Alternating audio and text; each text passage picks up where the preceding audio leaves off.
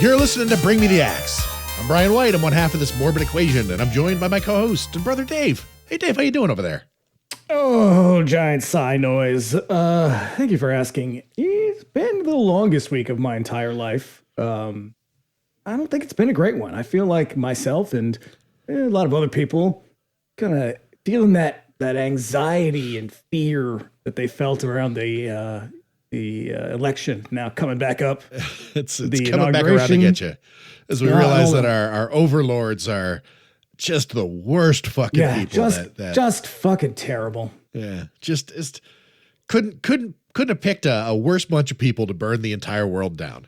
Yeah, and I feel like the stuff around social media is not really helping anybody either. Like, so many people are like making big, grand declarations about I'm leaving Instagram. And it's like, well, are you though? I don't think you really are. I know. I've seen a few people be like, we have to stay and fight. And it's like, well, maybe that's because you've got a 6-figure follower count and it really sucks to start over elsewhere. And hey, I get that. That is defensible if you rely on this stuff for money. I don't want to sound like I'm above them because like at the same time I looked at our by comparison, measly follower count and thought, man, this took 2 years to build this shit. Yeah. I don't want it to start over elsewhere. Yeah, it's a hard thing to give up. But you know what? I was thinking about it and I was coming up with like, what can I or people in a similar situation do so as not to feel powerless? Because I think that's really what's at the heart of everything. It's like, you feel like we're being manipulated and controlled because we are. And you can't really get away from it. It's like, what can you do? And I think the first thing everybody needs to do, hear me now. What you got to do. Hear me now. Stop getting news from the social media. That's going to be thing number one. Read a goddamn newspaper. And I say, go out and pay for news if you have. Pay for the content. It doesn't have to be a newspaper. It doesn't have to be like New York Times and some shit. But like, if you listen to like Crooked Media or whatever, kick them some money so as everyone can do the best thing. Hey, maybe you like horror podcasts. Maybe you do. Maybe you. But we're not a trusted source of news. Nope. I would not call myself a news source. But that's thing one. I think people need to like just get off of the social media a little bit in general. I've been thinking about that a lot as well lately. How do you kind of because you got literally everything coming at you all the time, and everybody's got something to say, and that's cool. No, it's not. It's not helpful. No. I know what I mean is it's valid. Everybody's feelings on shit is valid, but okay. But what not everybody's got something to say because I mean a lot of people have shit to say like Mel Gibson thinking ivermectin stages, right? Just stage 4 cancer and shit. But that's kind of the problem is that everybody's got something to say and you don't really need to say anything. That's the thing. But like a thing that I've been trying to sort of like get to the core of is like maybe get a little more in touch with the place that you live. Yeah, because I mean that's really where you can make shit happen. It's a little harder when you live like in a rural place, I think. That's true. But like at the same impossible. time, like you can find your people in these spaces. Mm-hmm. I think just pick one platform that you like and use, get rid of the rest, and then like cull all the dumb shit that you do not engage with. Get rid of all that shit. Yeah, like the way that I use, like for example, like the way that I use a couple. We use Instagram mostly to sort of, just promote the show, let everybody know what's going on, and show everybody, like, sort of also kind of promote our friends and stuff. But over on, I also use Blue Sky, and you can find us over there. But, like, mostly all I do over there is just talk about movies. Yeah. And I've curated my followers, like the people that I follow to be people who also only really talk about movies. And so it's a very specific thing that I'm very into, and it's not really poisoned by irony or feelings of gloom and doom. It's just people being enthusiastic about movies. And so you can do things like that as well. You got to put some filters on this shit. Put some guardrails on there. Yeah. And then I think to those ends rather, it sucks to live under a capitalist system that is crushing us every single day. But there's a kind of a double-edged sword to that in that as consumers, we do still have power. And so if you're looking at all this DEI bullshit where they're rolling back everything, don't fucking give those people your money anymore. Just give it elsewhere. Go buy, books at a bookstore. Go buy, don't buy from Amazon. Don't buy from Target.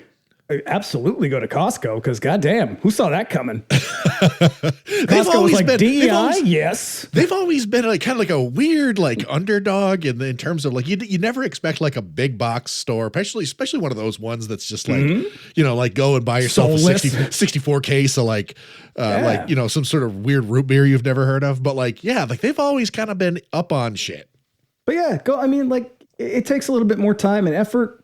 Maybe you don't get shit the next day, but like you can get everything you need from what's around you or buying directly from a source or whatever. Like you don't have to give these fucking people your money. You don't have to give these assholes your time on social media. And my last thing is that all the time, you never have to diminish yourself in the presence of these fucking monsters.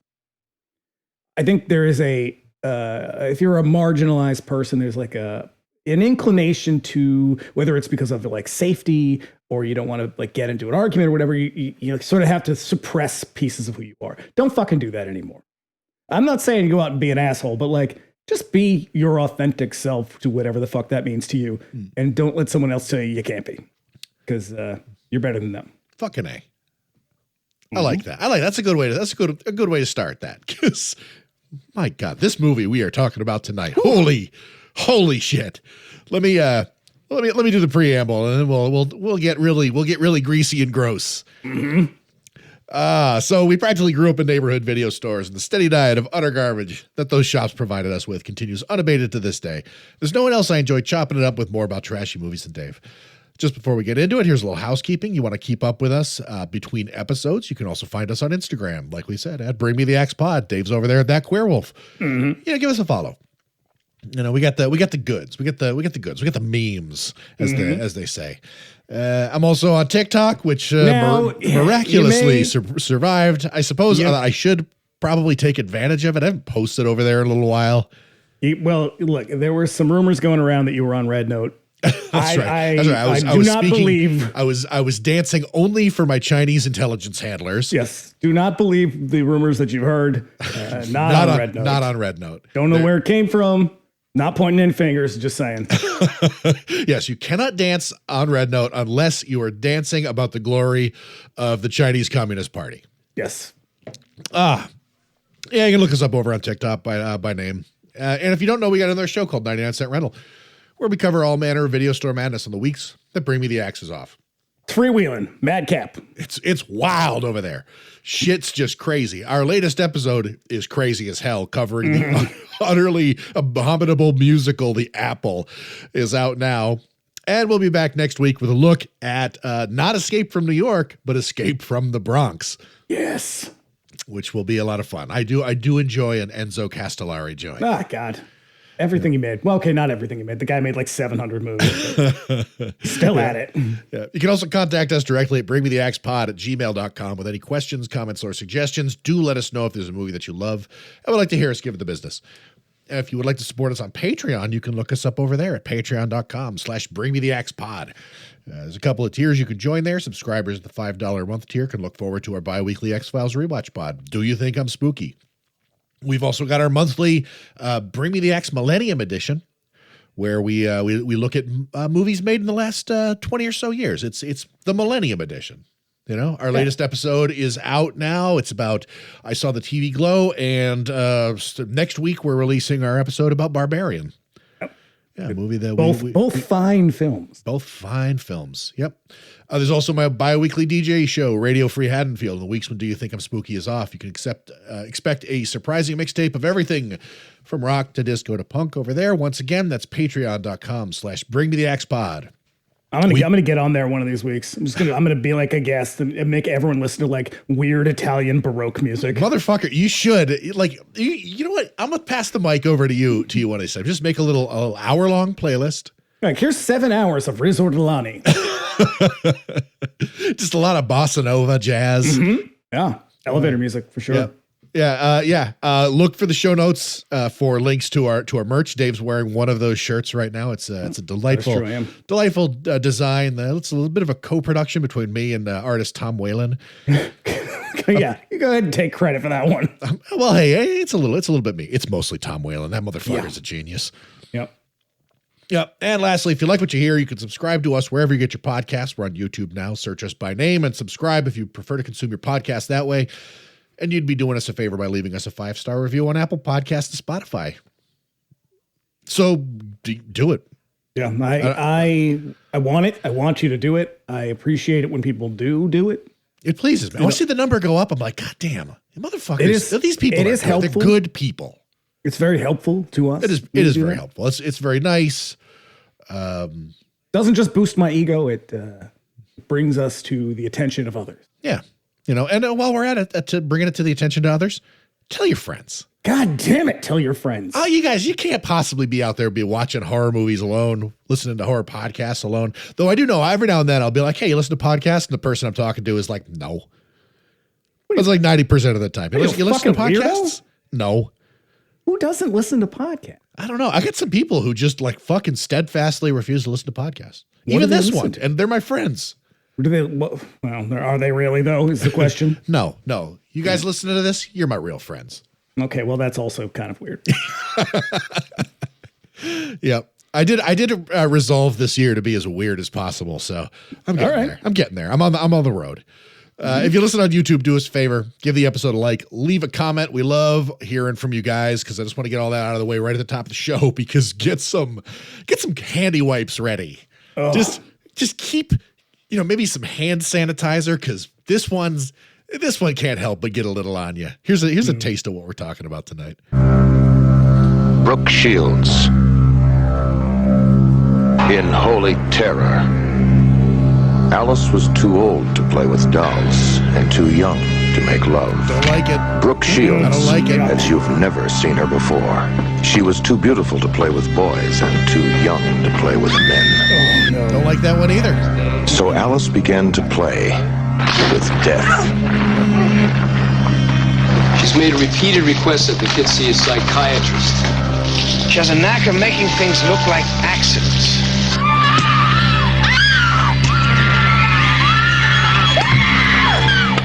It's dead! It's dead! He tried to kill me! No more dolls, no more toys. Alice only plays with bodies.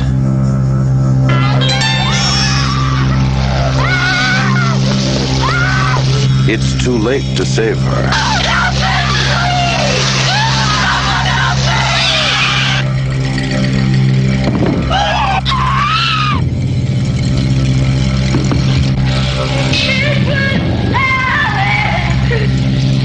A story of unnatural love and unnatural death.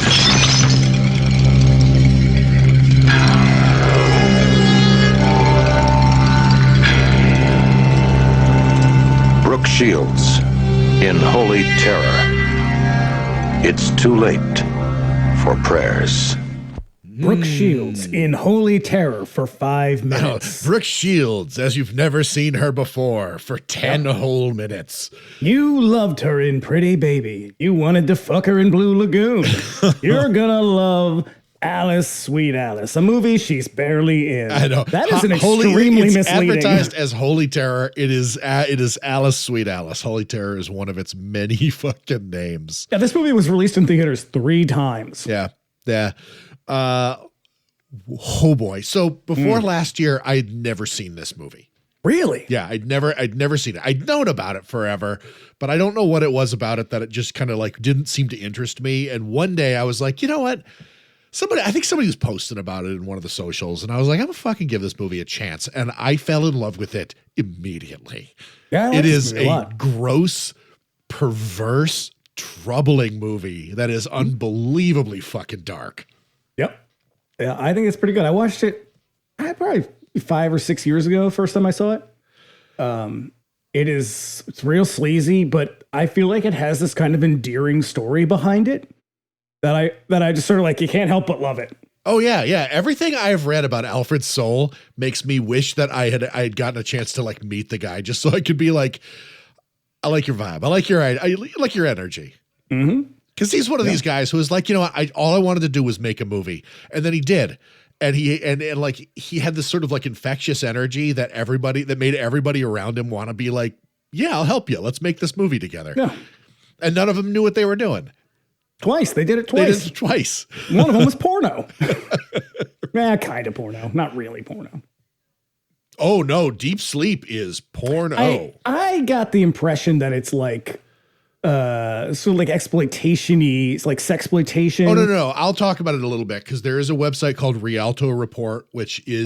with Ashley. Is that Ashley West? I believe so. And they've got an article about it that talks about it in explicit detail with photos from it. And my God, it's a porno movie. Nice. Like make no mistakes about it. I mean, body fluids just flying all over the place. Yikes. Yeah. So yeah, let's talk some facts here, shall we? Mm-hmm. So the year was 1976, year of our Lord. Gross year. Yeah. So here are some other movies that were released in 1976. Blood-Sucking Freaks came out in 1976. With there's a star, well, not a star of this movie, but one of the people in this movie is in that movie. Yep. We've also got To the Devil, a Daughter. Little Anastasia Kinski. You got Christopher Lee, once again playing an Aleister Crowley character. Yeah, not his finest. Not his finest. That's an work. okay. That one's okay. Yeah, it's weird. That was a real weird one. It's an odd era for Christopher Lee when he would just pop up in everything. Yeah, because anything that wasn't Dracula. Because man, he was tired of playing Dracula. 22 times, I think he did. Something like that. Yeah. We also got Burnt Offerings in 1976, a movie that we enjoyed tremendously.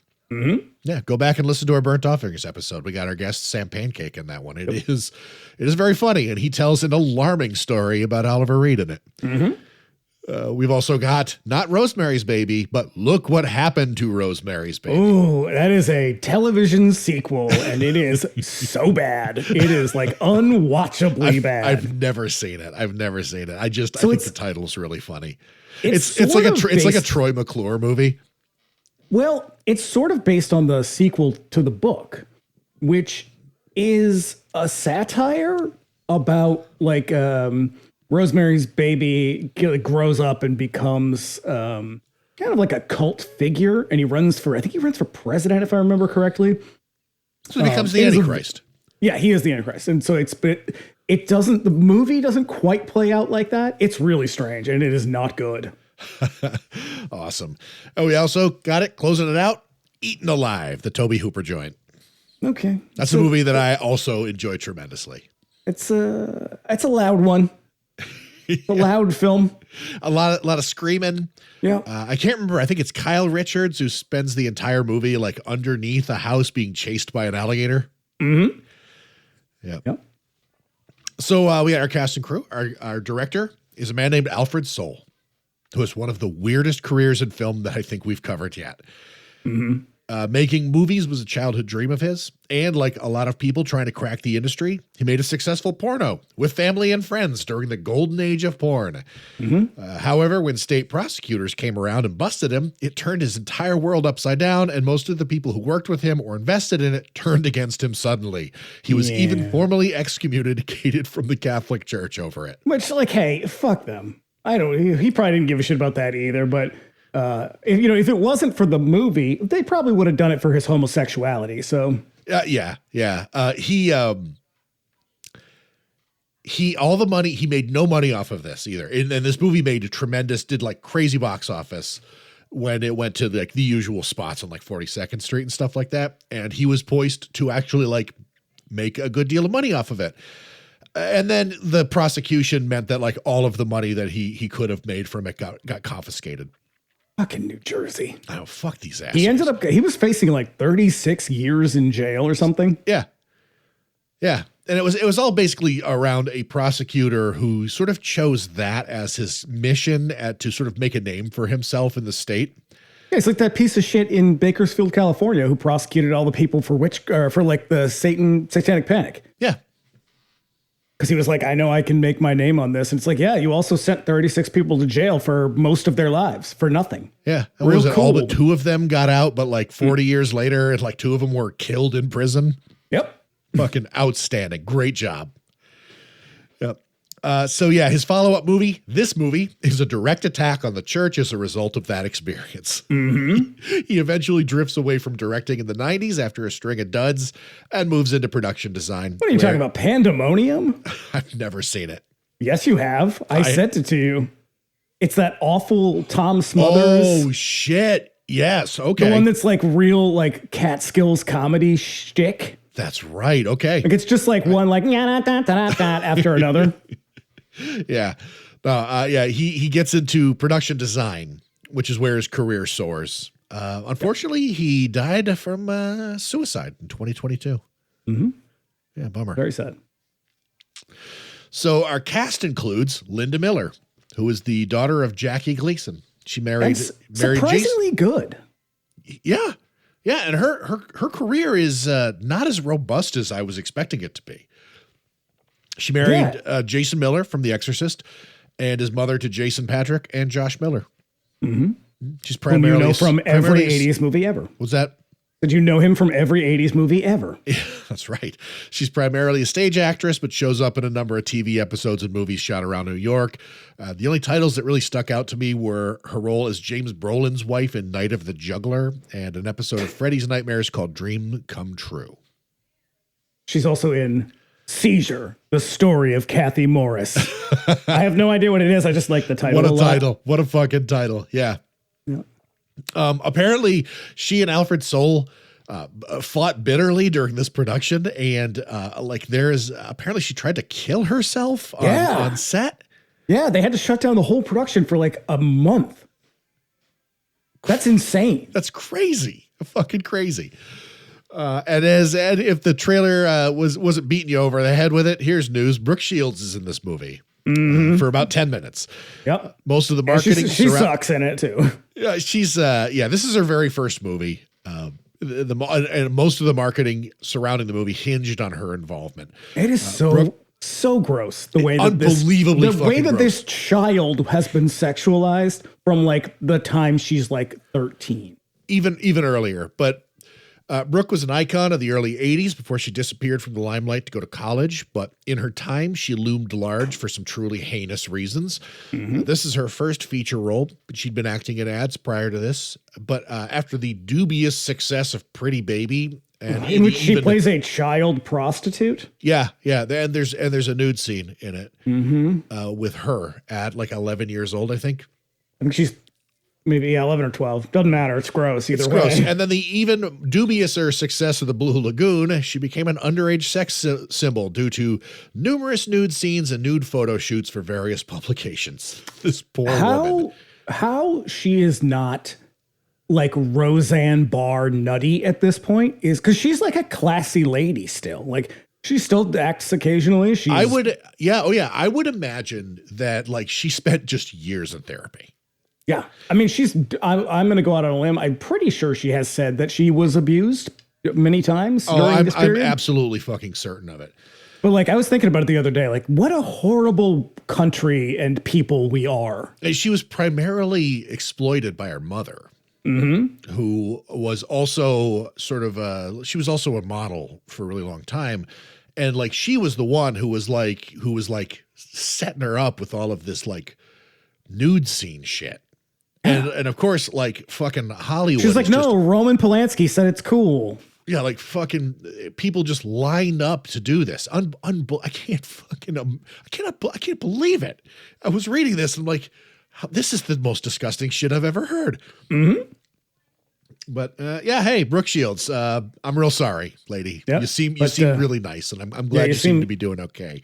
You seem like you got it together. This setup, no es bueno. Oh.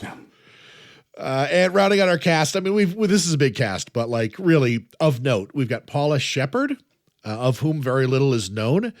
Like Shields, this is her first role, but unlike Shields, who was 9 years old at the time of this movie's production, Shepherd was 19 and very convincingly playing a 12-year-old. Yeah, and she's creepy as fuck in this movie. Oh God, she's the best. Oh my God, I have no idea. I wonder what happened to her, like why she drifted out, because she is fantastic. Yeah, she's in this, and then she's in Liquid Sky, and that's That's it. And then which is like another weird movie. Yeah. But yeah, she just vanishes from film for good. I did like a little bit of sleuthing to see what I could find. Like she's popped up every now and then to just be like, oh yeah, like I'm glad you liked me in that movie. Thanks. I live in the Pacific Northwest now. No, so she's a weirdo. Yeah. Maybe. I don't know. Anyways, we got a couple of taglines. And they're okay. Here we go. If you survive this night, nothing will scare you again. Survive this night. This movie takes place over like several weeks or months. More than that. It's like over a couple months. Yeah. And then we got another one. This one. A story of unnatural love and unnatural death.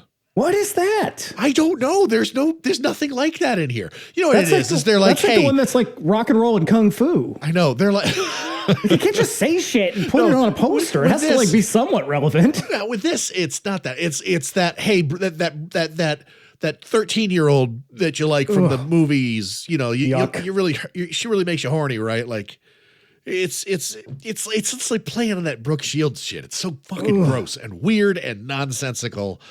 Doesn't seem to have worked. Nobody's fucking heard of this movie. It seemed like it was just like pure cult. Yeah. Until like, I think Anchor Bay put it out. Then Anchor Bay put it out. Then Arrow put it out. Yeah. Then Arrow put it out. Arrow's got a 4K that's coming out as of like pretty soon as of this recording. Mm-hmm. But yeah, this one's been like running under the radar for a really long time. And it's slow. It's kind of a slowish burn. It has more like giallo vibe than it does horror in that way that they kind of cross over each other. This would be an awesome double feature with Don't Torture a Duckling. Yeah. Yeah. Cause it's and that made me think. I started to think about that because every now and then I'll watch like an American made movie and I'll be like, man, this really feels like a giallo, but like, what's the difference? Is it just the Italianness of it? Yeah, I think so. I think it's the way, it's the story construction, the use of certain tropes, and the integral use of like music, and it's just a thing that they don't really do in American films. I mean, De Palma does it, but he's just ripping off Italians. Yeah, yeah. I mean, that's got to be like that's really got to be. It's very stylish too. It's very like highly stylized. Yeah, because I mean, that's none of that is in this movie. This movie is gross and devoid of artistry. It's like it's washed out and grainy. Everything looks dirty. Every surface in the movie looks dirty. All the walls, all the houses are cramped and shit. They look like they're about to fucking fall over. Yeah, real frumpy looking people. Just normies. Yep. Oh my God. Just boo. It all kind of coalesces into a very unique experience. Like there's movies that have very similar themes, but I cannot think of anything that even comes close to this movie. I would say this rivals Maniac as the sleaziest thing we've watched so far. Yeah, I'll give you that. No surprise, Bill Lustig was involved in the production of this movie. He did the special effects. I mean, it's not the most original story. Like it's pulling real hard from The Bad Seed, from Psycho. Oh yeah, and I mean, like right off the bat, like the very first thing you see is like the image. It's the image that everybody knows. It's that kind of like side eye with the mask and the raincoat. Like immediately, if you've ever seen Don't Look Now, it was deliberately taken from that movie. Yeah. Like Alfred Sole has like said as much. Like I saw that movie and loved it and wanted to do something with that imagery. I mean, it's a great movie. Has an incredibly strange ending. Yes, it does. But yeah, this was co-written by Sole, an ex-Catholic, and his neighbor Rosemary Ritvo, a Catholic PhD student. The respective rejection of and devotion to Catholicism informs this movie's incredibly aggressive attack on the church. I haven't been able to find any commentary from Ritvo, and it would be extremely interesting to me as Sole's opinions on the church are plainly on display. Only a few years prior to this, like we said, he was excommunicated by the Patterson Diocese. It didn't seem like it was like any skin off his back, though. Yeah. Like his natural reaction was like, fuck this shit. I'm going to make a movie about how much they suck. Mm-hmm. My understanding, I found a couple articles from the Patterson News at the time, and she seemed like she was pretty happy with it. Sweet. I mean, everybody seems like they were pretty happy with it. Yeah. Cause that's the thing that I didn't really talk about is when they made this, the porno, it was actually kind of on a dare. Like he was having a party and some friends he was like, I want to make a movie. And some friends of his were like, if you make a porno, I will give you $5,000 right now. And he was like, seriously? And then they wrote a check. And so like he got at it. And then all of these people that he knew from Patterson, like the community came together in this like weird kind of community theater production. Like, let's put on a show To make porn. And then when he got back around to do it again with this one, again, like a lot of people in Patterson were like, hell yes, we'll make a movie with you. Yeah, everybody was like they all kind of believed in him and had faith in his abilities, and they just wanted him to succeed, which I think is a testament to like the kind of person he was. He was probably a really nice guy. He seems like he was a really nice guy. I think John Carpenter was sort of the same way, where people were like, fuck yeah, let's do this, man. We'll all make this happen. And like when you reject that auteur attitude towards filmmaking, I think you can get a lot of really interesting things done. Like pushing out people where you're like, this is my vision, it's my way the whole time. And he was just sort of like, fuck it, let's just all make a movie. Who knows how to make sandwiches and who knows how to run a camera? Right. The thing that's really interesting about this is this movie suffered the usual sort of production woes of an independent movie made on like no money. This is another Rick Rosenberg joint, isn't it? Yes. And so like he basically kept running out of money. And so it took him like, I think something like 6 or 7 months to make the movie in like fits and starts. They would do it, they'd run out of money, and then he'd have to go and like fundraise again. And so because of the like amounts of time that had like lapsed between like this point in the production and like the next time they actually turned the cameras on, he had to get like another cinematographer to work for him. So he doesn't have like a consistent he doesn't have like consistent camera guys working with him, but you wouldn't know it. Looking at this movie, there is a consistency from like shot to shot that is kind of amazing. Like keeping in mind that like there would be they'd go like a month and a half, like 4 weeks, 6 weeks without like shooting a single frame of film, and then when they got back to it, the end product ends up looking like they didn't skip a beat. And in that time, one of your stars tries to kill herself. Right. So the movie's criticism of Catholicism specifically is rooted not in the usual broad criticisms leveled at it by skeptics and atheists, being the paradoxes of philosophy versus the violent and ugly dogma of the core faith, but on the performative expressions of righteousness and sinfulness. Parishioners who use the tenets of their religion to bitterly judge the people in their own communities while ignoring their own sinfulness. It is heavily inspired by Sole's own experience within the dynamics of religion from within in his own Catholic family. And it is a very, very specific, very bitter view of this, this fucking religion. But you can see that in, I think that's probably the most interesting thing happening in this movie is the way in which religion it's not that it's just capable of dividing people, it's that it is designed to divide people and to like elevate some people over others. Like you see that in the relationship with what the fuck is her name, Catherine, and her sister. Like you see it with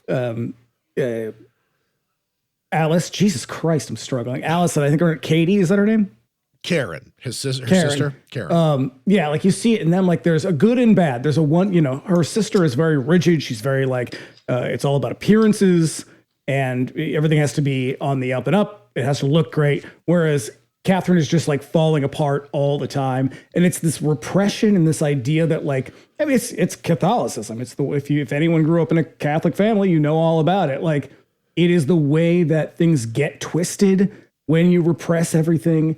And they just sort of come out in this really terrible way. Like, and I think my issue with the movie, if I have a big one, it's that it's never really clear about the point of the movie.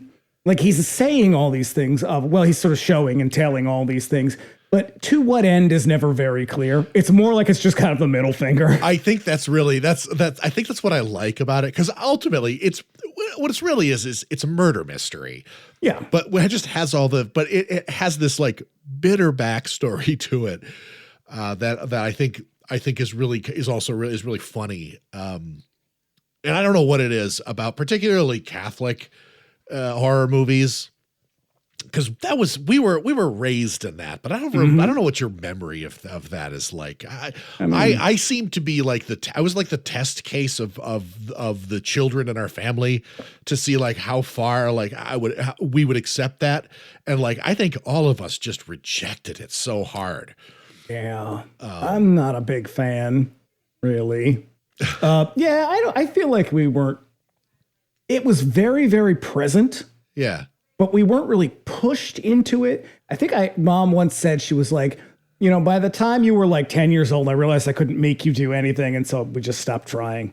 And I was like, well, gee, thanks. Yeah, because with me, it felt like a requirement. Like I went all the way through it. Like I am a confirmed Catholic by the letter of the church. I'm not. I don't particularly. I was the only one. I don't think Bridget did it either. No, she did. Oh, she did. I don't remember Bridget doing it. Yeah. But my confirmation name is Damien.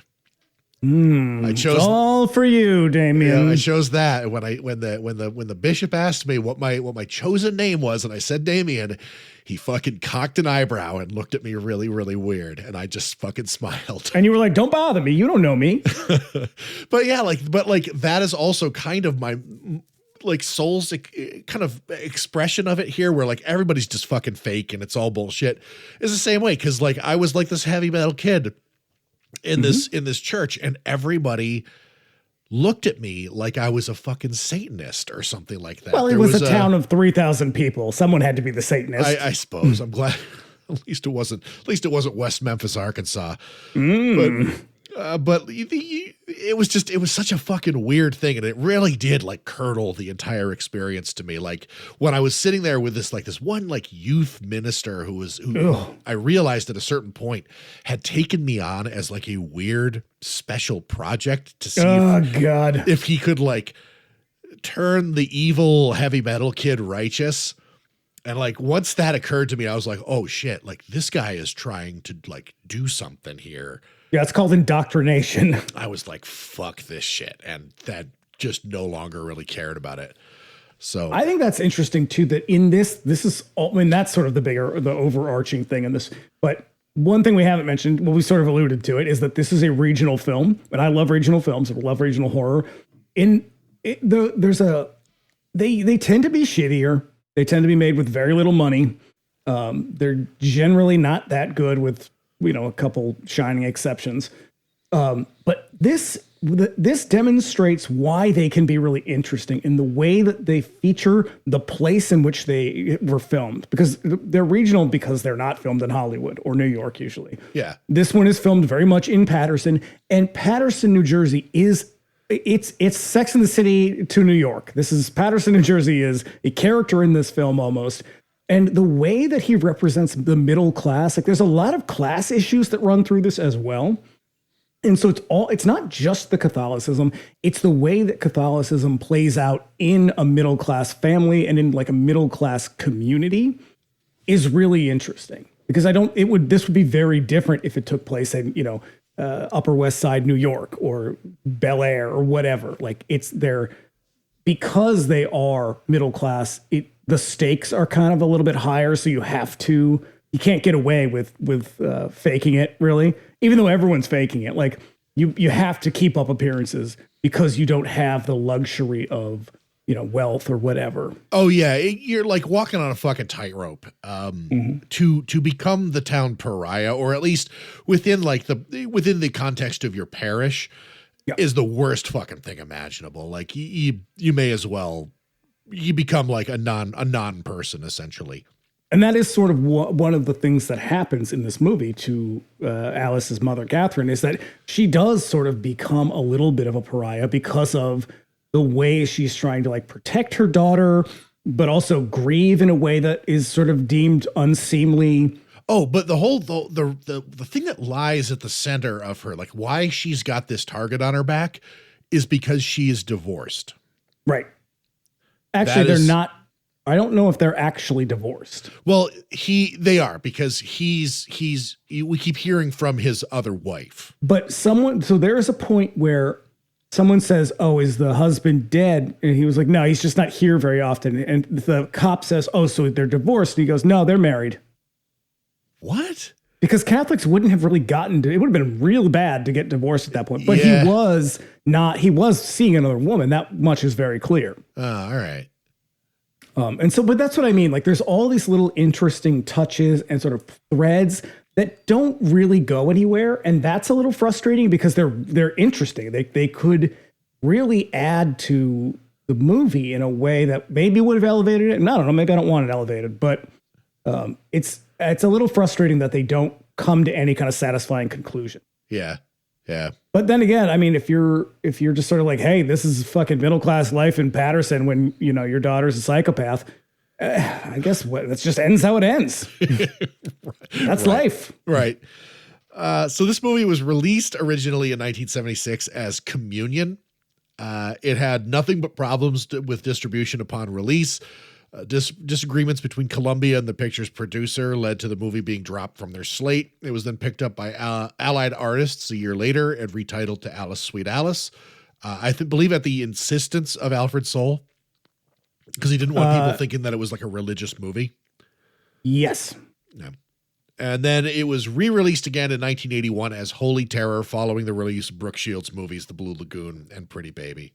It was also released very briefly in 1977 as The Mask Murders. Oh, yeah, in like two but cities. only in Florida and Wisconsin, of all places. All right. Yeah. So what did the press, what did the movie-going press think of this film? Oh, my goodness. So this was a little bit tricky because, like I said, this movie has been released 3 times in the theater. The first time, nobody gave a shit. It was very hard to find reviews of Communion. There was, however, one in the Patterson News by Barbara Klein. Here's a little snippet for you. Communion could be improved with editing. Some of the dialogue is dull. A long, languid love scene is unnecessary. Don't know what the fuck she's talking about. Indulgence in arty photography, arty in quotes, slows down the 110-minute film. Stephen Lawrence's music is very good. The special effects are excellent. She basically hated this movie. And it's in the whole review. It is a long review. It is written in these very sort of like stunted sentences. Like I was just reading them. There's a weird like choppiness to that paragraph essentially. Yeah, it's because they're all very short sentences. They're very pointed in a way that's like I think she's sort of like, you can read between the lines, can't you? She's upset about the way that Patterson, New Jersey is represented because she thinks it looks gross. And it's like, hey, bitch, that's not his fault. All right? That's New Jersey. Get your shit together, Patterson. Yeah, that's not. That's where this is the city that gave us 25 to Life. Okay? One of the most ridiculous hardcore bands ever. So wise to the streets. Yeah, that's right. So Alfred Sole felt so strongly about this that he wrote a response to this, and it was published in the editorial section of the paper. And here's a section. I was flabbergasted to read Barbara Klein's immature bird-brained attack on Communion. I fucking love this guy. Mm-hmm. It seems almost everyone in the Fabian Theater, that's where they had the premiere, was happy. Everyone except Barbara Klein. Mrs. Klein wrote that Communion focused on decrepit factories, empty liquor bottles, a rat, cockroaches, and old unattractive housing. Mrs. Klein did not see a rat. She saw a muskrat, a benign vegetarian animal native to the spillway where it was inhabited. I love that he was just like, hey, lady, that's not a rat. That is the venerable muskrat you're talking about. You watch your fucking mouth. Really, muskrat is a delightful creature. You keep my muskrat's name out your fucking mouth. So eventually, when it gets released as Alice, Sweet Alice, it does start to get some reviews. This is LA Times, Linda Gross. The warped script by Sole and Rosemary Ritvo lacks taste and dignity, making fun of those who are fat, feeble, or religious, hurling out random sexist insults as well as leering remarks. Alice, Sweet Alice is one film children should not be permitted to see and one which discerning adults should stay away from as well. No shit, keep the kids away from this movie. It's rated R. Admittedly, it is a tasteless film. Oh, it is. Oh, I mean, they're not wrong. Like, I love that this movie is just fully in the gutter. But some people liked it. So here we have Michael Blowen, Boston Globe, usually a little bit conservative. Alice, Sweet Alice begins as a slick, glossy thriller that gradually degenerates into a bloody mess. The story is constructed on the flimsy premise that a youngster, through a mixture of demonic mysticism, religious symbolism, and a liberal dose of charm, is able to commit a series of murders. It is totally derivative. Well, I'm not sure it is because I don't know what movie he saw. I think it might have been a little bit different. Also, in Boston, like the most Catholic city in America. He didn't love it, but he thought it was kind of okay. So my man Vinny C, coming to its defense. Let's hear it. So this is when it came out as Holy Terror in 1982. Okay. Right after Blue Lagoon. Well, not right after Blue, but shortly after Blue. Mr. Sole knows how to direct actors, how to manipulate suspense, and when to shift gears. He also has a good feeling for the lower middle class and the realities of the lives of the people who live in it. Holy Terror is a creditable example of its genre. So he basically was like, hey, look, the movie is not all that great, but when it comes to slashers, which I think they called, it's like stab and slash is what they're calling it at the time. He was like, it's a great example of it. The guy's made a pretty decent movie. It's interesting. Go see it. And so that's Vincent Canby in New York Times. He was like the only one I found that was really like, hey, everybody, it's not a bad movie. But this is what you get when you look at these larger newspapers that have like professional film critics. There's a difference between them and, say, Barbara Klein from the Patterson News. Yeah. And I'm not going to say that she's unprofessional. I don't know her. I sound like Tyra Banks. I don't know her. I feel like Vincent Canby is looking at this like not a question of whether I like it or not, but like, did this guy do what he set out to do? Because that's what literary criticism or film criticism, that's essentially what you're doing, is saying, did they achieve what they wanted to achieve? Whether or not I liked it is irrelevant. And if so, how? And if not, why?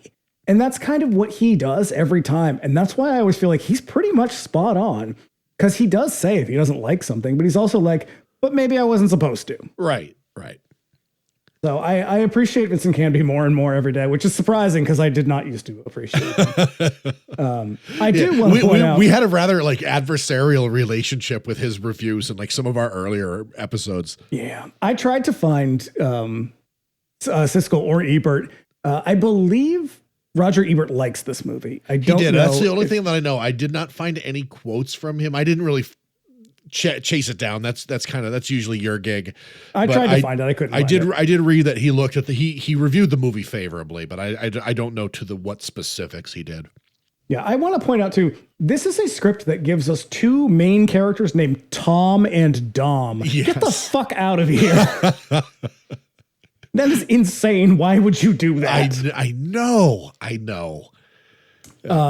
Also, it is this is one of the video nasties.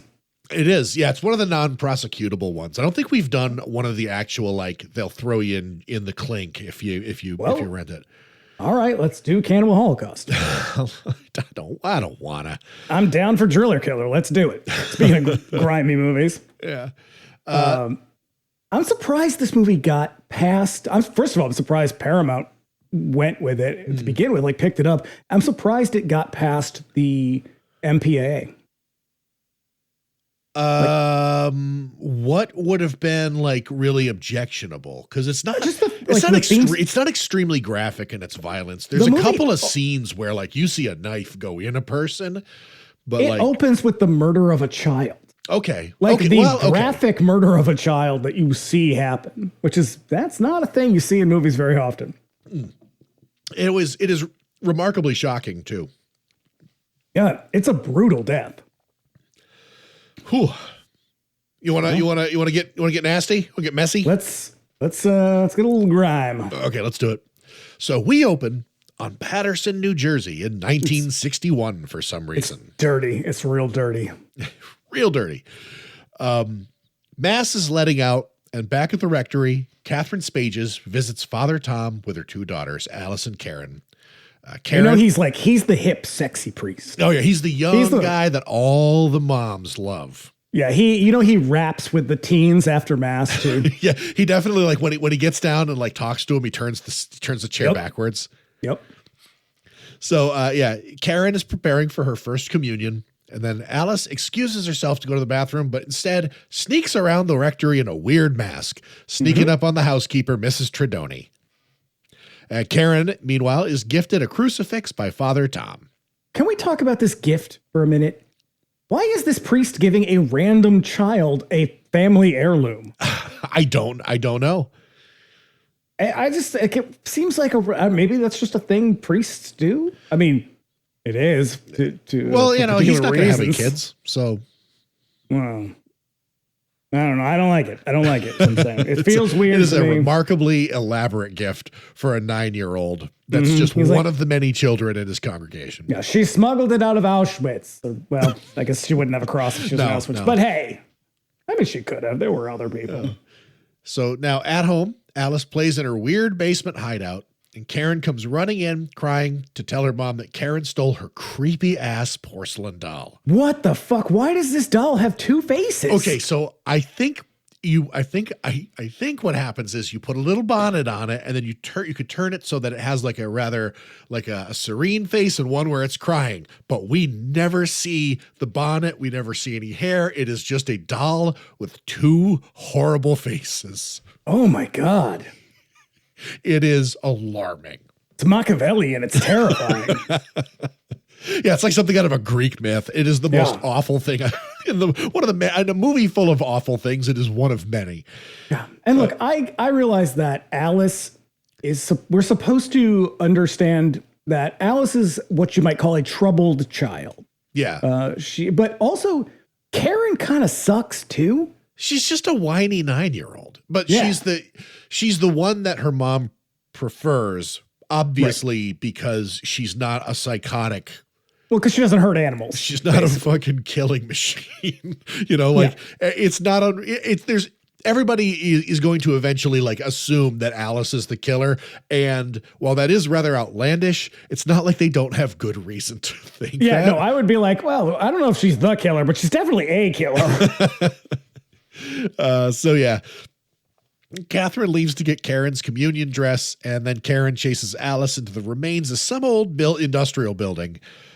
She's ambushed suddenly by Alice, who is wearing the creepy mask from before on top of an even creepier mask. What is that? What is that mask? It's like an old Jewish man.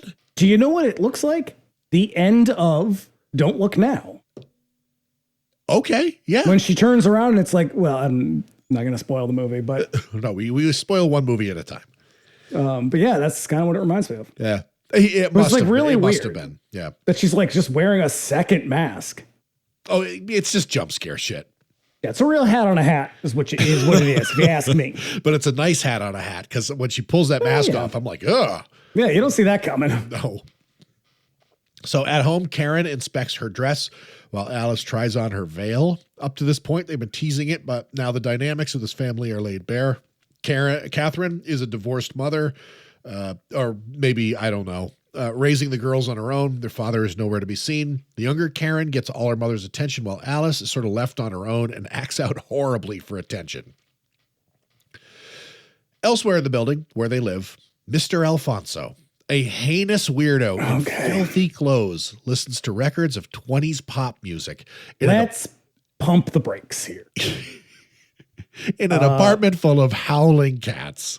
So, Mr. Alphonse is a strange character. So, Alphonse de Noble is his name, or Alfonso de Noble is his name. He died not too long after this, like maybe, I think it was early 80s he died. Not a professional actor, he's not bad. He's actually really good, but I also read a lot of weird things about this guy. One of the things that he would do is like go to cemeteries dressed like a priest and just kind of hang around, like freaking people out. Nice. Yeah. I'm into it.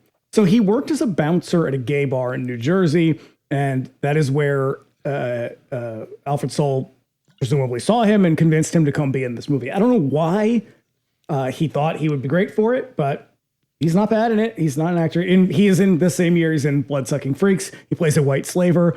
Bloodsucking Freaks is perhaps one of the most tasteless films I've ever seen. Yeah. So there's that. But so here's I pulled this little thing from his IMDb biography.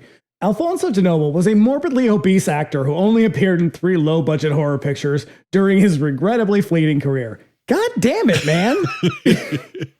Some of the people writing these bios got like a personal problem with some of these actors.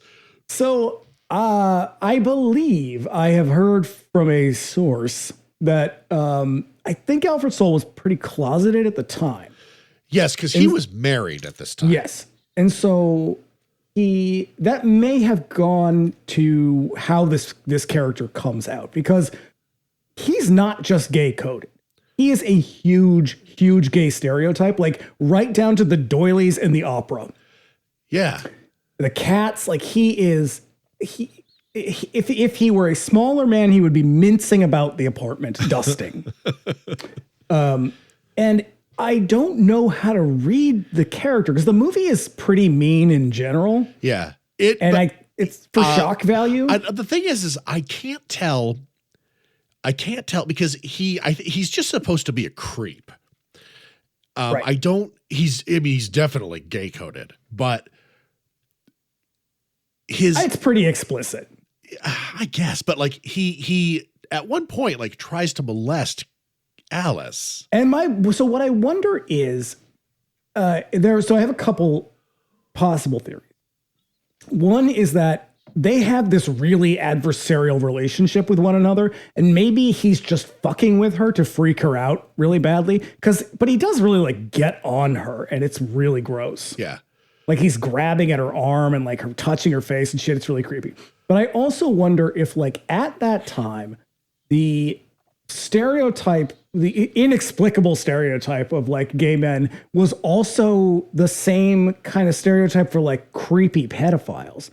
And so I don't really know how you reconcile this like hyper feminine gay man with a pedophile interested in a teenage girl. They don't really go together very well. No. But straight people are often very stupid, especially in the 70s. And so it could also just be that like the two awful stereotypes just kind of overlap. Yeah. Yeah. But I don't know. I'm being charitable because I don't want to believe that he would intentionally write something that heinous. Yes, but he was also at the same time, it was the 70s. There was a co-writer, and Yeah. there is the possibility that like he had some really internalized homophobia going on. Oh, I'm sure he did. You know, so who knows? It's a really terrible depiction. It is the one thing about this movie that really, really drags it down. But the guy who plays him, Alfonso DeNoble, he sells it real hard, and it's like he kind of makes up for it a little bit to the extent that one can. He is one of the most memorable characters in the Yeah. entire thing. He is a true character in a movie just full of people who are just like bundles of anxiety and like Catholic guilt and shit. This guy is a fucking nightmare. He wears a stained wife beater. The front of his white pants looks like he has just pissed himself repeatedly.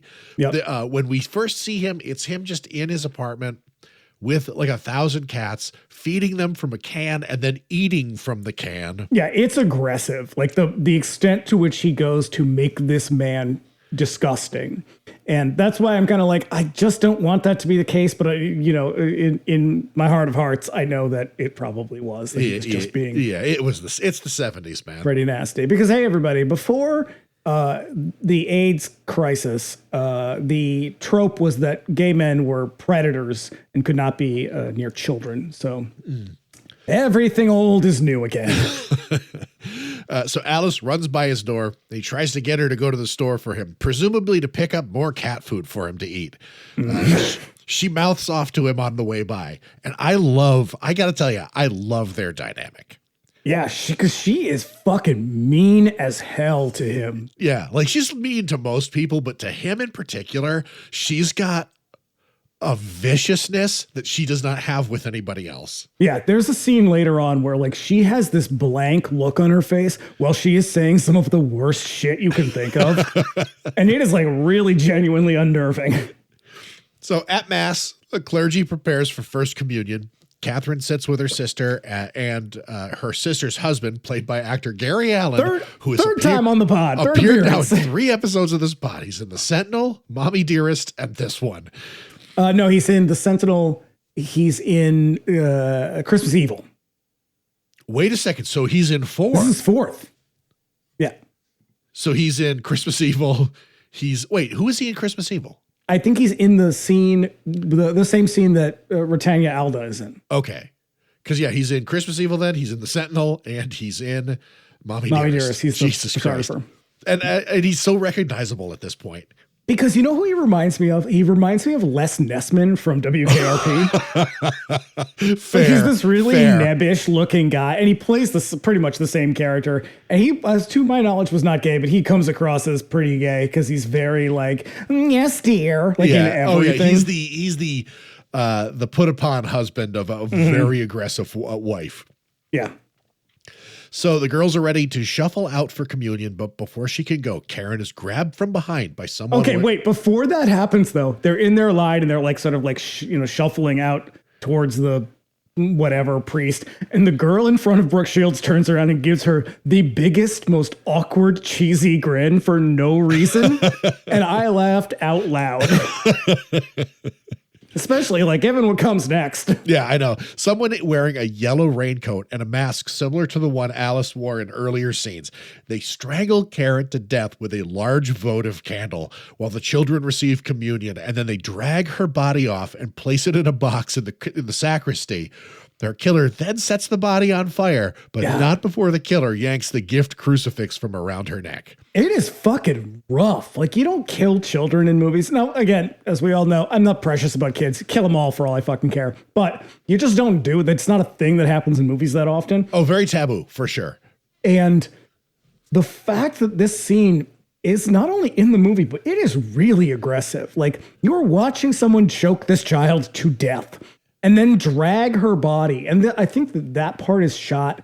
It's sort of clever in the way that it's shot, because the way that he's filming it, he's trying to film it. He's trying to have the body moved in a way where the killer doesn't stand up. Yeah. Because if the killer stands up, you'll know that it's not a 12-year-old girl. Yeah. And so I'm going to kind of nip this in the bud. I'm not going to say who the killer is, but it's impossible for me to talk about this one and keep going like, ooh, is it Alice or not? Because it's not Alice. It's not Alice. It's an adult who's the killer. And so, but you can tell that he's trying to cover that up as best he can. But like, you still really can't, because it still looked like, and maybe it's a child, but it's a giant child. Yeah. I'm going to give it to him. Like, there are some very, very clever shot compositions in this, and particularly when he's trying to be suspenseful. A lot of there are numerous scenes where like violence is fucking all but inevitable, and the way that he kind of telegraphs is you're with a character climbing a staircase that constantly like turns and turns and turns. Oh yeah, it's like classic like suspense building and tension, but he does it because it's also very Hitchcockian in that way. Oh god, like, yes. It's Psycho, it's Vertigo, it's Rear Window, it's all the shit you've seen. Again, he wears his influences on his sleeve in a way that I find kind of endearing. Because he's at the same time, it's just these are he obviously took notes watching some of his favorite movies, but he's not beating it over the head, beating you with it over the head. It's not like Quentin Tarantino or Kevin Smith or something. Yeah, I mean, so like that's why when some of the critics were like, "Oh, it's super derivative," it absolutely is super derivative. 100% is, yeah. But it's also still like it's an engaging movie. It's fun. Yeah. Gross. Yeah. So following this, Alice comes out of the sacristy and kneels at the altar to receive communion with the kids receiving their first, and she's not supposed to be there. This scene is so uncomfortable. I find all the shots, because there are a couple more shots of people receiving communion, the title of the film, and they're so awkward and they're so grotesque. It's because it's the sticking out the tongue thing. Yeah, everybody sticks their tongue out and they close their eyes. I don't like any of that.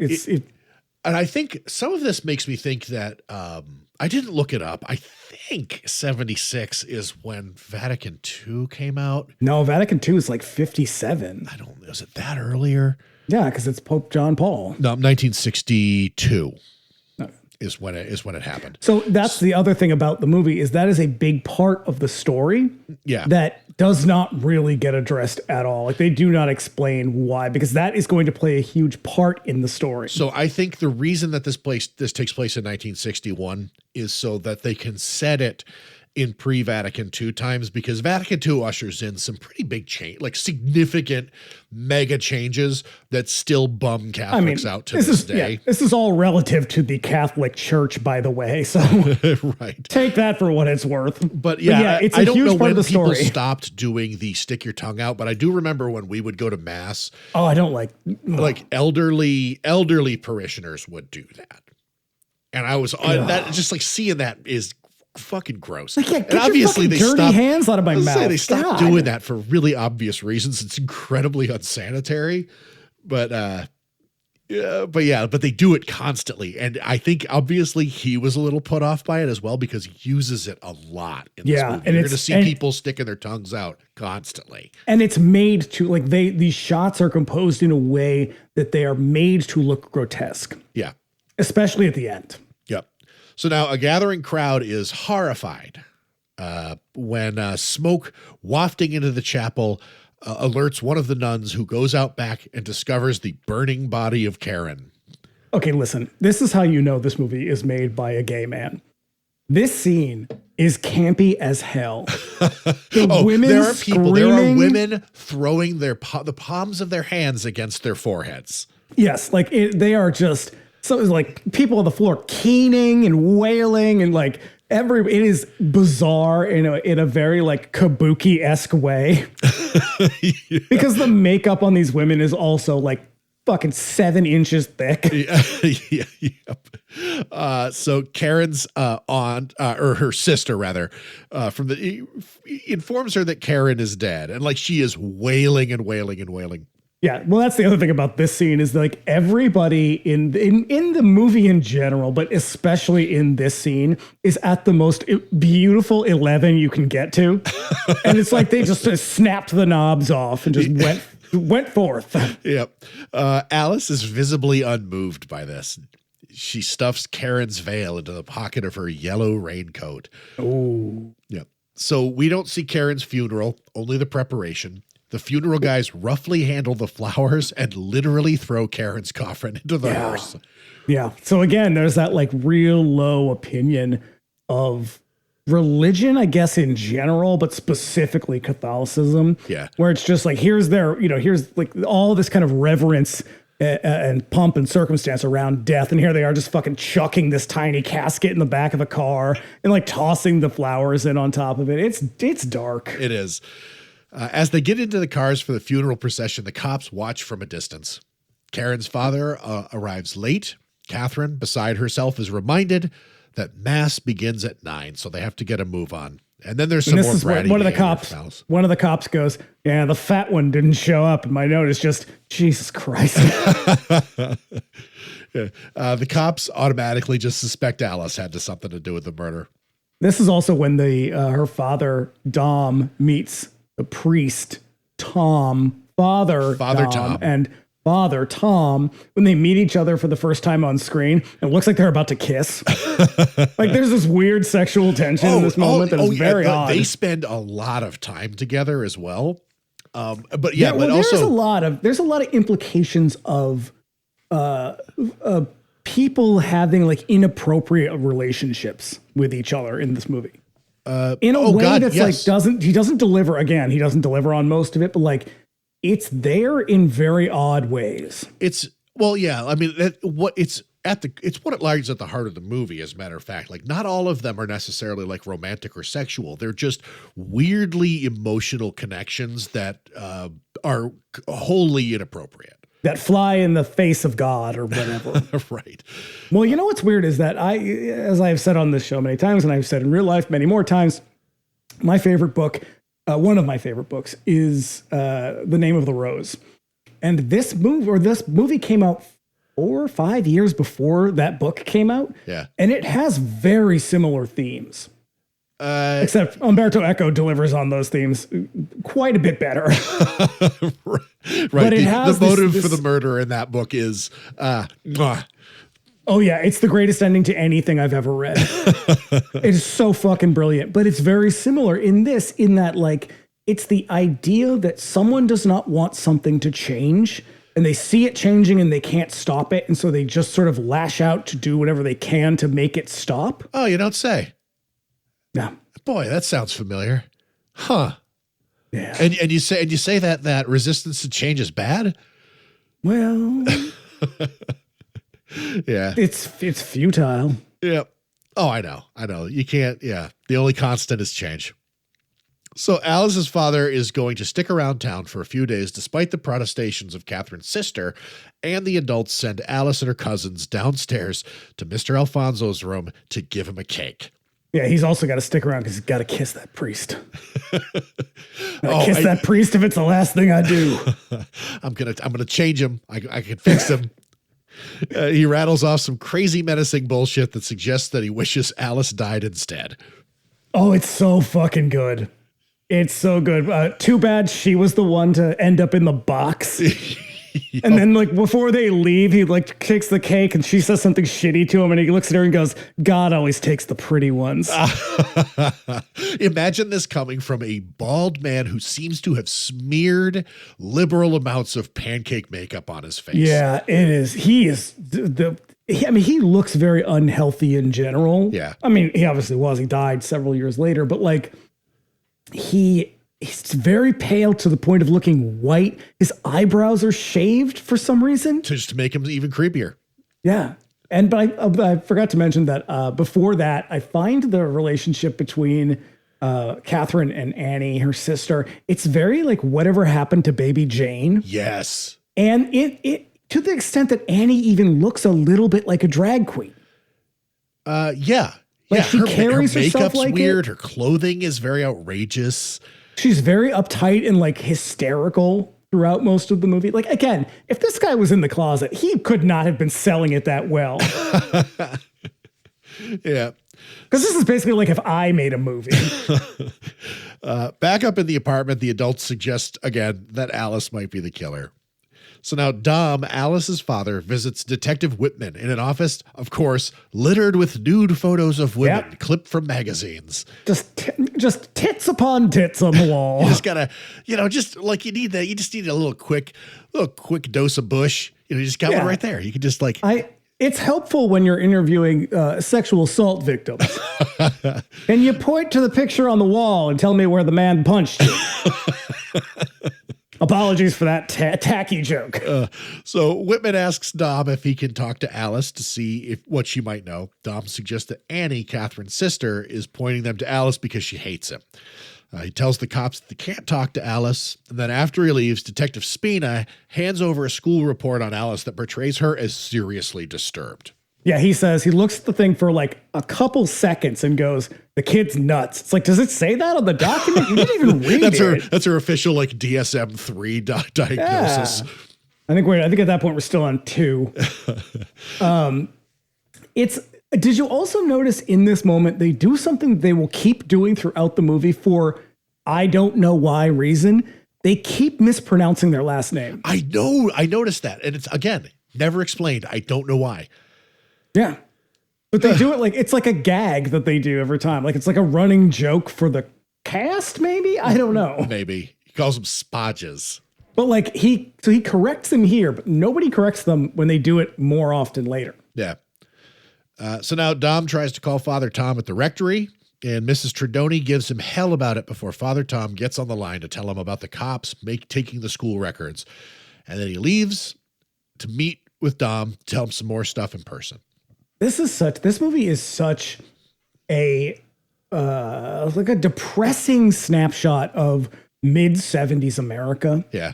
Like it's, because this is around. It's like it's like the fucking like the settings of like the Deer Hunter. Yeah. Or like even like Slapshot, like just everything is just kind of got a coat of soot on it. It's dingy, but like even the interpersonal dynamics among these characters, like it's the idea, it's like maybe it's a little bit like a hangover from the 50s. That idea of like, well, your mother is coming to stay with us and I just have to keep my mouth shut. And it's like her sister is there, I guess, supposedly to help, but she's clearly not helping. She's making everything worse. And yet Catherine has to sort of be the good housewife or whatever and be like, yes, she's just here to help. She cares for everybody. Like she literally says to her at one point, we just have to get back to normal as soon as possible. It's like, your daughter was murdered and set on fire in a church. Right. There's no more getting back to normal. Nope. But there was that idea that you could, like, just pretend it didn't happen. Like, well, we see where that got us. Right. So now back at home, Alice drops a bottle of milk and starts yelling for her aunt not to hit her, even though that wasn't what was about to happen. But except then after she says it, she's like, well, now that you brought it up, I kind of do want to hit you. There's some yelling about Alice going back to school, and as she's cleaning up, Annie and the aunt picks up what you might call Chekhov's knife. Yes. This is the part when she's like, we just need to get everything back to normal. And it's like, bitch, it has been 2 days. No, like a horrible, horrible tragedy has befallen your family. But look, like this is, so those of you who are listening and who did not grow up Catholic, this is what Catholicism is. This is the worst part of it, is that it taught everybody to just pretend everything's fine and keep going. Even when horrible, horrible things have happened to you or have been done to you, you're supposed to just keep going and get back to normal and it'll all go away. And I mean, I guess that's sort of the American experience, really. But it is so toxic to try to live your life that way. And it doesn't work. Oh, right. That's, boy, I'm intimately familiar with the phenomenon of simply pushing it all down and pretending it's not there. And then it eventually, it just kind of ferments and explodes and gets everywhere and ruins everybody's life. And then everybody looks at you in a different way. You're like, God, stop it. I hate you. This is your fault. Yep. So, anyway. Yeah, Catherine sends Alice down to deliver the rent check to Mr. Alfonso. And Mr. Alphonse is Mr. Alphonse. Is it Alphonse? Because the character is Mr. Alphonse. The guy is Alfonso. Oh, because in the credits it says Alfonso. So she goes down, and even his door creaks open like an old haunted house. Yep. So after she leaves, she listens to the adults talk about how the crucifix is missing. That was the scene where they trade these barbs that are so vicious, and she has this look on her face that is really, really like just empty. Yeah, she enters the nasty ass apartment and mouths off to him again. She's about to hand over the check and then crumples it up in her hand as he's about to grab it, which is such a baller move. But then that's when he attacks her. Yeah, she's about to leave. Mr. Alfonso grabs her, telling her that Karen will come to collect all the stuff that Alice took and hid in her hideout. Then he grabs her and kisses her. Yeah, it's really gross. I don't know if he actually kisses her or if he just gets very close to her face. Oh, he puts it he buries his face in her neck and shit like that. It's so gross. And to get away, she grabs one of his cats by the neck and just swings it around. So this was the reason why originally it was not shown in England, because they have pretty strict animal cruelty laws. Yeah. Because unlike some other countries I can think of, they are civilized. So now Father Tom and Dom meet up. God damn it. Father Tom reveals that Alice gets into a lot of trouble, but has a way of making it all look like an accident, so she never faces any consequences. And then in her hideout, meanwhile, she's down in her fucking cubby hole. It's revealed that Alice has Karen's creepy doll, but also one of her shoes and the veil from her communion dress and that spooky mask. This is another aspect of the movie that goes completely unexplored, but it is really interesting, is that she has created what is an altar of a kind. It's a sort of altar in a broader sense. Uh-huh. And she has sort of fetish items. Yeah. Or that's how I was going to relics. describe it, is their fetishes. Yeah, and it's very, very odd. And that, I guess, is what that Boston Globe article is referring to, or maybe it was the LA Times, the one that was some mysticism. And it's sort of, but it's also just her reenacting this sort of more twisted interpretation of Catholicism. Right. this is like her weird way of grieving. She's got this little altar, and it's got all the little sort of like items of personal symbolism. But I think it's interesting that to whoever that reviewer was, I think it was LA Times maybe, is interpreted as demonic. When it's like, well, no, this is just her way of grieving. She's going through the same process. She's just doing it in a slightly different, weirder way. Yeah. And yet it goes completely ignored for the most part. Yeah. Like you're just supposed to look at it and be like, oh, it's just creepy. And that's kind of the weird thing about this movie in general. It's like, yeah, Alice sucks. She's an asshole. She's like super vicious. She's aggressive and violent. She's manipulative. She's a terrible character. She's fucking, what's her name in the bad seat? That's her basically. Yeah. Like she's not a murderer, but pretty much everything else. She's a horrible, horrible burden. Like, oh yeah. But at the same time, she's also a child who is also going through these really traumatic things. And at no time does this movie acknowledge that. Like she's just a monster because she's a monster. And it's like, well, yeah, but like her father disappears. Now her sister was murdered in this really like bizarre way. Everyone's ignoring her. Now they think she's the killer. It's like at no time does the movie stop to be like, maybe she's going through some shit too. It's more just like, she sucks. Yeah, right. Elsewhere in the building, someone wearing a yellow raincoat and Alice's mask is sneaking around. This is my favorite scene. Yeah, Aunt Annie is leaving the apartment when she is suddenly attacked by the killer in a mask and the raincoat. She screams as though it's Alice as she's being ambushed and stabbed several times in the legs. And I don't know why that's so awful to me, but it is. So the special effects here are very good. They're really good. It's a very good collapsible knife. Cause like every time this person, and this is a very stabby movie, every time like you see that knife stabbing into people, it's not like knife move, cut away. Like you see some shit happen. And they had one of these. Yeah. So if they lost it, they had to come up with some more elaborate kills, I guess. But there's something about this scene. It is absolute chaos from the moment it starts. It's just shouting and screaming. And then there's like the blood in the street. Cause she sort of like makes her way down into the street and it's fucking pouring rain, which like fortuitous for them, I guess. Yeah. And like the blood is sort of running everywhere. It's like a scene from a really, really tasteless giallo. But it's like and then Catherine is down there and she's sort of holding her and she's screaming and everybody's screaming. It is a bonkers moment and it is really, really cool. Yeah. So now Dom and Father Tom arrive to take her to the hospital. Dom stays behind to find Alice hiding in the basement, frantically afraid that Karen's ghost is coming after her from beyond the grave to get her creepy doll back. Her fucking two-faced doll. Yeah.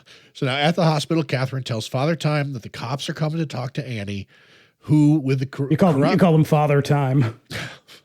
With the corroboration of Mr. Alphonse, are now fully convinced that it's Alice doing all the violence. Mm-hmm. Somebody get Annie some fucking chapstick. Oh, she's dry. Oh, yeah, she looks like Reagan in The Exorcist at this point. She tries to talk to her sister about what she's going to tell the police, but Annie ignores her. When the cops show up, she clams up until her husband arrives, and there's some tension and a little backstory.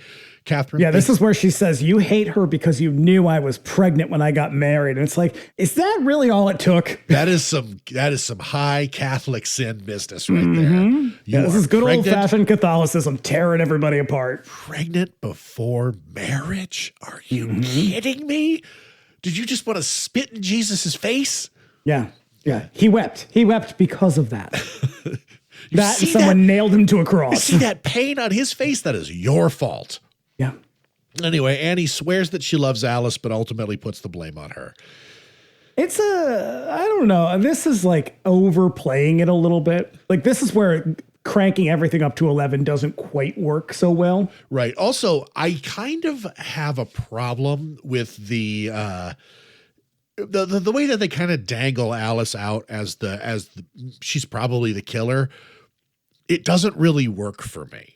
No, she's clearly not the killer. At no point do you believe that. At no point is it even believable. Like they're constantly doing that, but it just doesn't work. Like logistically, it doesn't work. Yeah. So the cops go out They bring Alice in for questioning. They wire her up to a polygraph machine and run her through some questions. They don't do this with children, do they? Probably. I feel like I should know the answer to this. Like, you couldn't, I can't say for sure. I don't know.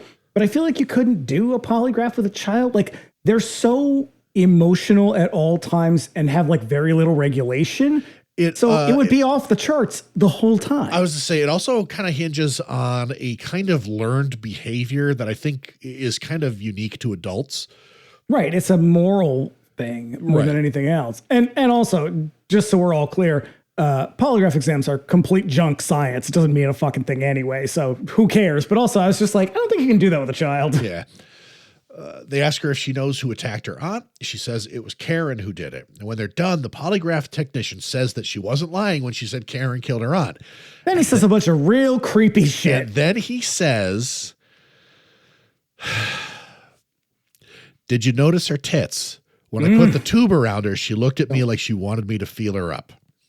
Yeah. Hey, remember that meme that was going around where people were like, would you rather run into a strange man in the woods or a bear? And like men were like, I can't believe they would say a bear. I can. Yeah. I can. Men are disgusting. What the fuck? So fucking gross, man.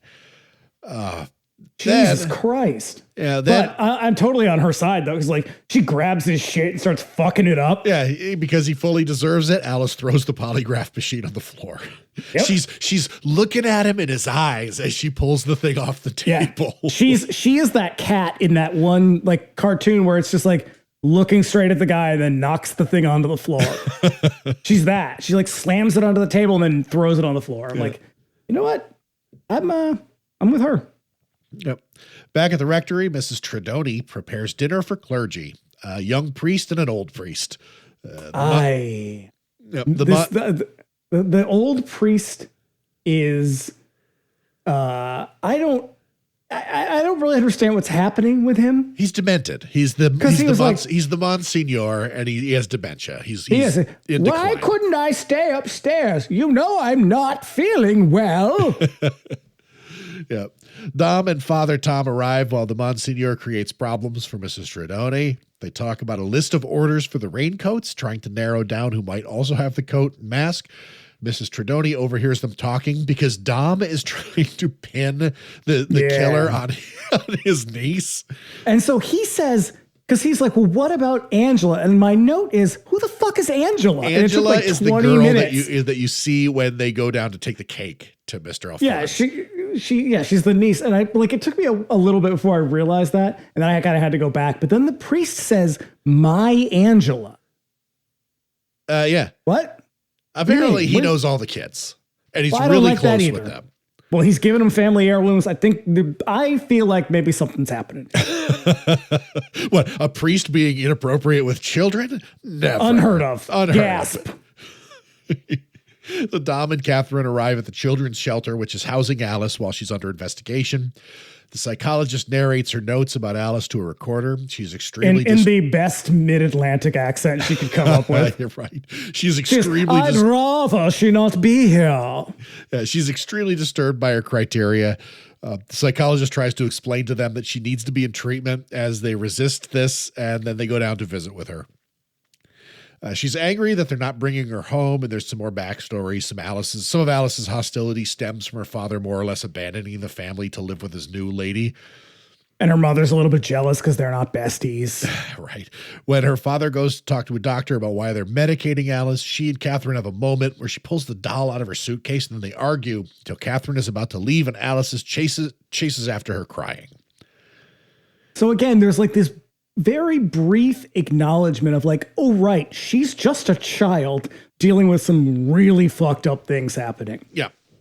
But this is another one of the things that he just doesn't follow through on. He just sort of drops the ball and keeps going. It's like either just what didn't occur to him or he's no like real experience with it. So like, it's not great writing. Yeah.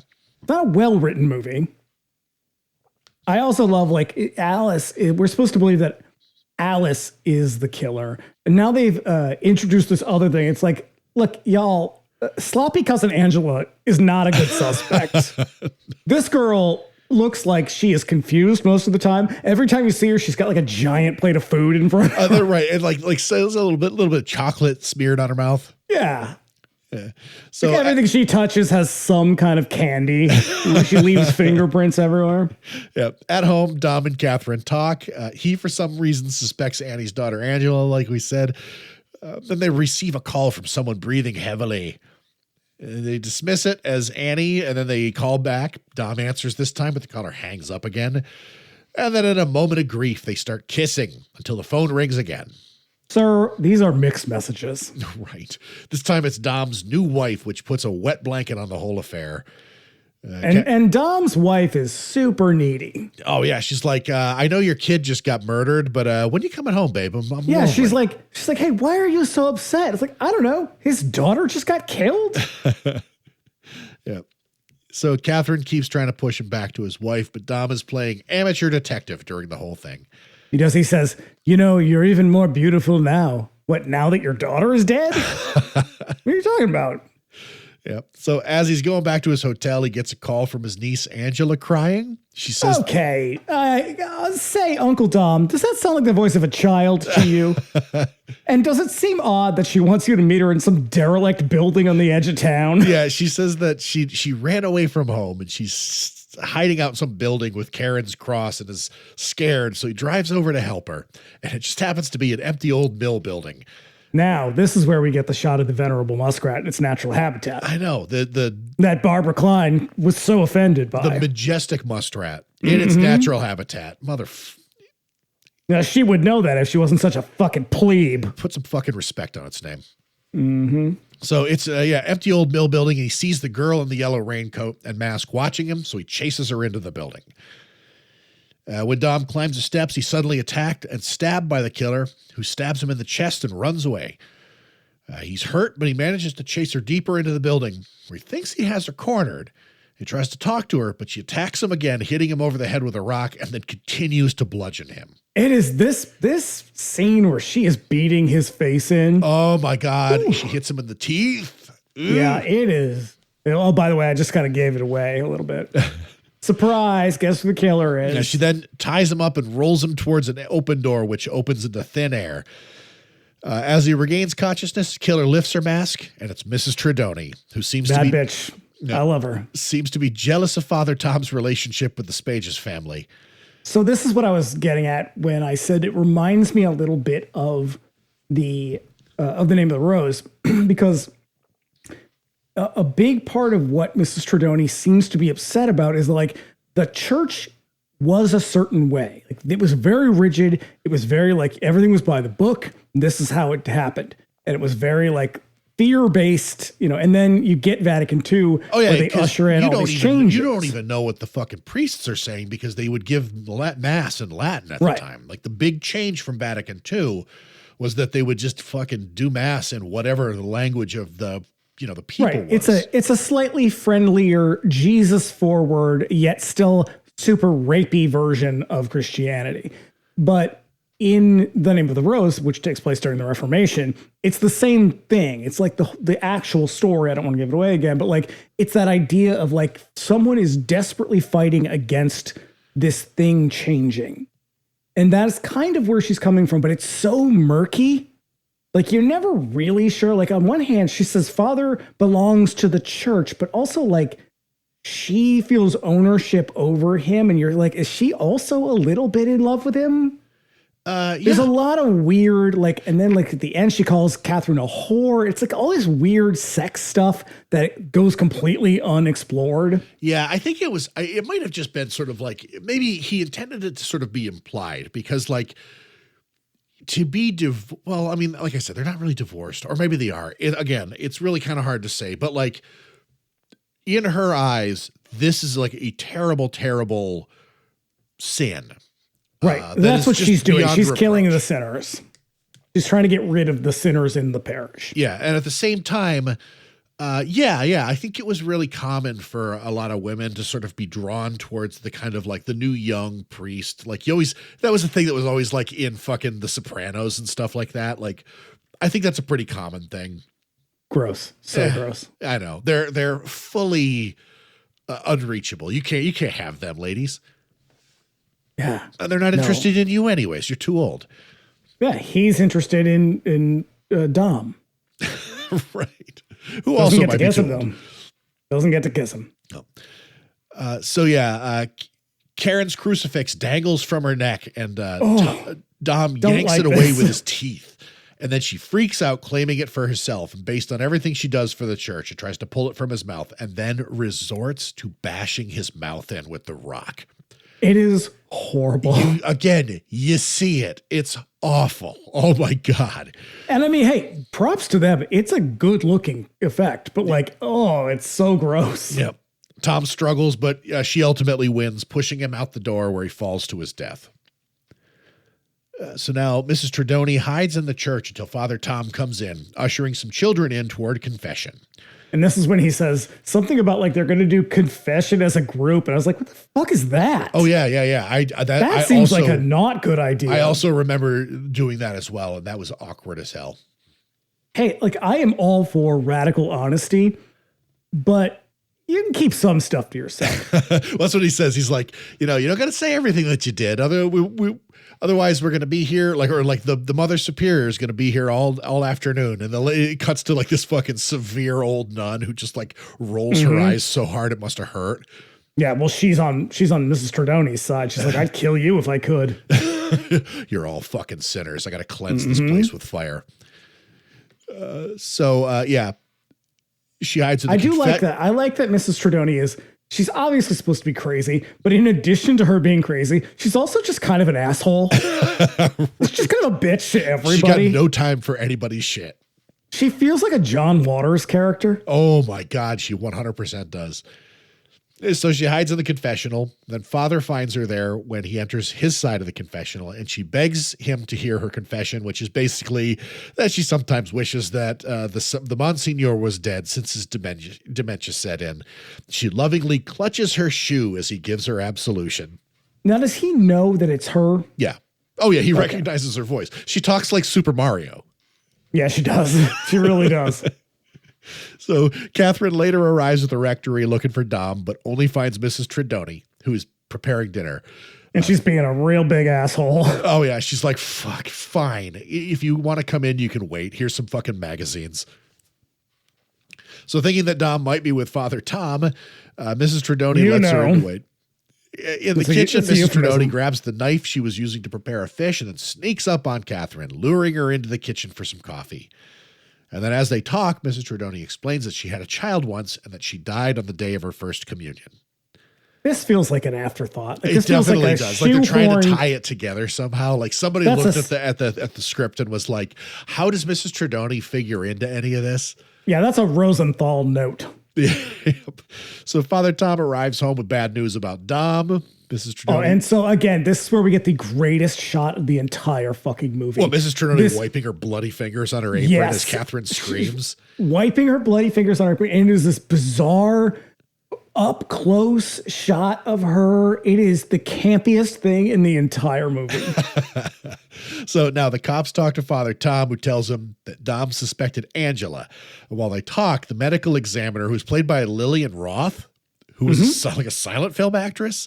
Yeah, this is her first movie in 50 years. Yeah. She calls them to tell them about finding the crucifix lodged in Dom's throat. Now, Father Tom and Catherine go to the children's shelter to get Alice, and then Catherine tells them that she's not going to tell her about her father's death immediately, which... Real healthy. Real healthy Catholic stuff right there. And again, this is it just feels like everyone is having an affair with Father Tom. They show up at the children's shelter and she's like, well, I'm here with your new daddy. Well, again, maybe that's a part of it.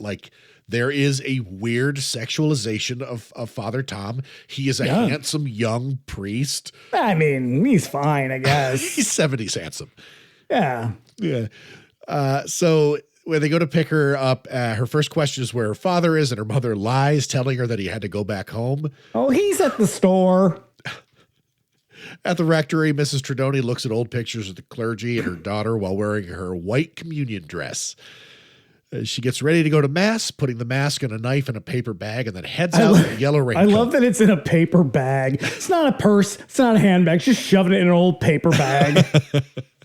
So elsewhere, Detective Spina stakes out Catherine's apartment building. He calls to tell dispatch that he's taking a quick break to get some smokes and he will be back. So up in Mr. Alphonse's apartment, a figure in the mask and raincoat sneaks in and places a jar full of cockroaches on his chest as he sleeps. And that actually is Alice. Yes, because she removes the mask and it's Alice. Yeah. Then she and Catherine head down because cockroaches are As disgusting. they leave, Mrs. Tredoni sneaks into the apartment building and heads up to Catherine's apartment. She pounds on their door, but they're gone. So Mr. Alphonse wakes up, frightened by the bugs, runs into the hallway to find Mrs. Tredoni wearing the mask. Thinking it's Alice, he attacks her, pulls the mask off, and it's Mrs. Tredoni. She stabs him several times and runs away. And he crawls back into his apartment, knocking everything over.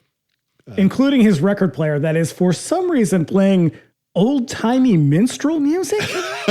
Yeah. It seems like a weird choice of the year of our Lord 1976, but Yeah, hey. right. Detective Spina is back and he hears the screaming. Running into the apartment, he finds Alphonse dead. His bloody hand in that tiny fishbowl.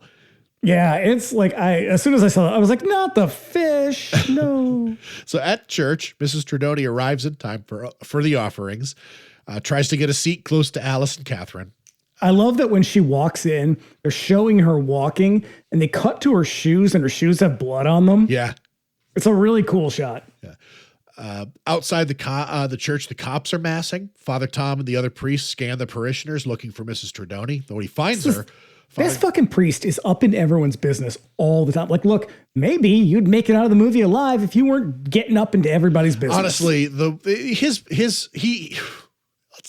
put a fucking pin in that for a moment because he thinks he's got this shit on lock. Mm-hmm. When he finds her, Father Tom goes out to talk to the cops who just want to bust in and arrest her there.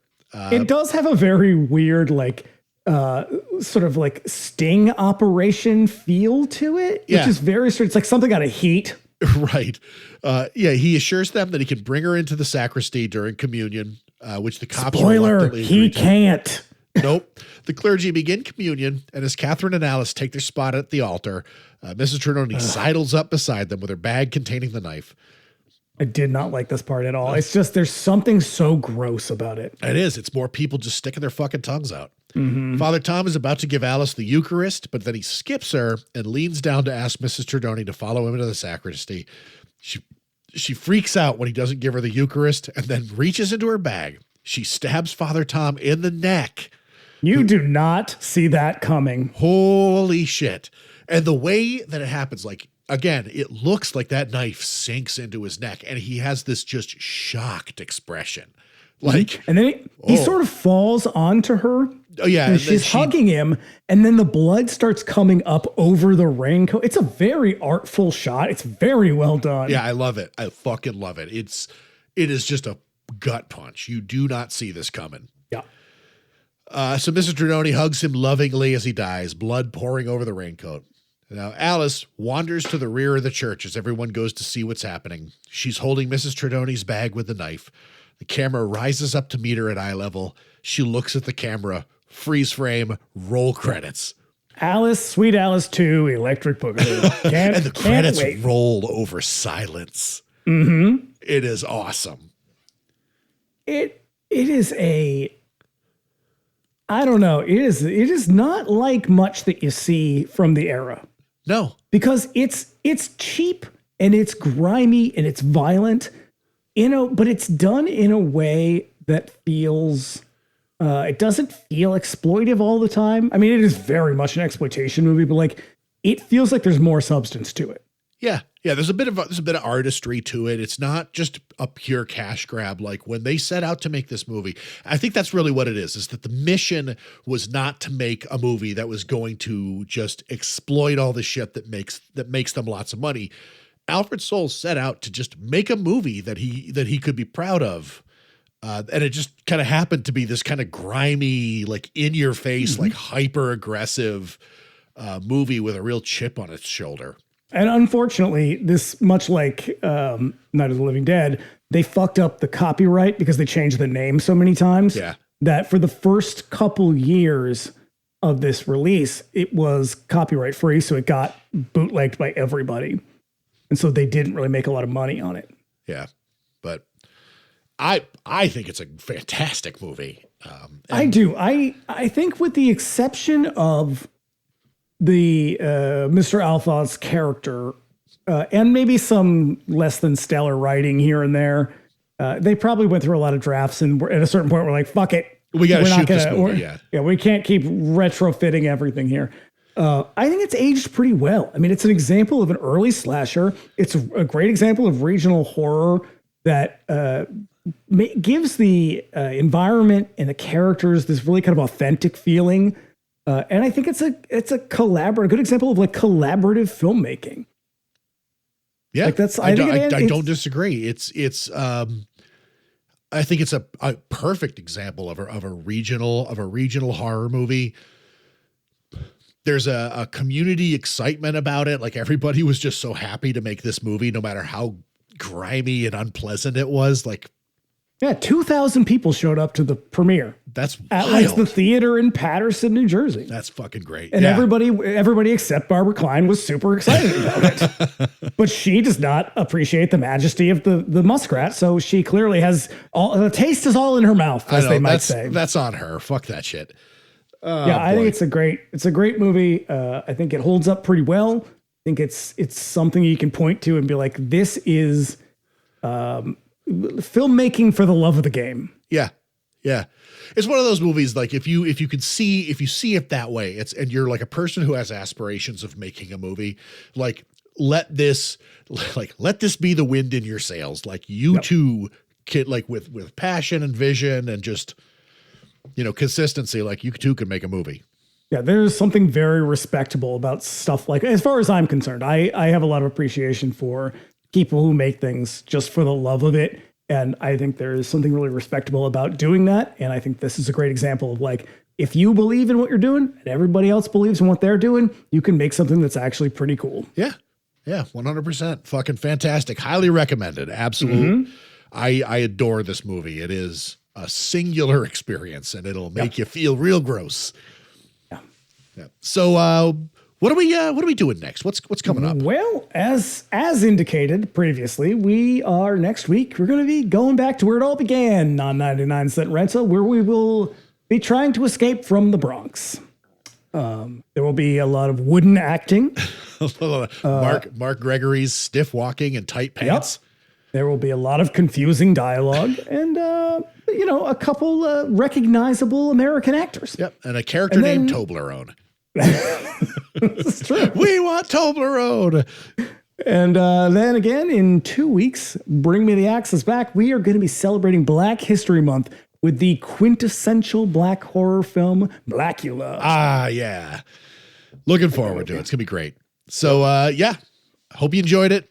We'll be back in a week with Escape from the Bronx and Toblerone, and we'll be back in 2 with Blackula.